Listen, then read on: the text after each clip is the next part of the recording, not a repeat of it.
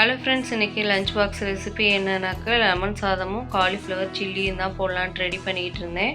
இத்தினூண்டு பூ வந்து 30 ரூபாய். காலிஃப்ளவரோட ரேட்டெல்லாம் ரொம்ப கூட இருக்கும் போல் இருக்குது. காலிஃப்ளவரை நல்லா கட் பண்ணிவிட்டு அதில் புழு இருந்துச்சு, சரின்ட்டு பிளான்ச் பண்ணலான்ட்டு வெந்நீரில் கொஞ்சமாக மஞ்சள்தூள் உப்பு போட்டு ஒரு 2 மினிட்ஸ் போட்டுட்டேன்.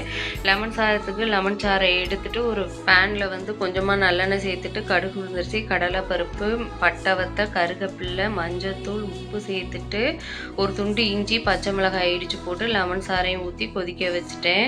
இந்த சைடு காலிஃப்ளவருக்கு வந்து வடித்து எடுத்துட்டு மேக்னேட் பண்ணி எல்லாத்தையும் ஒரு 1/2 hour போல் வச்சுருந்தேன்.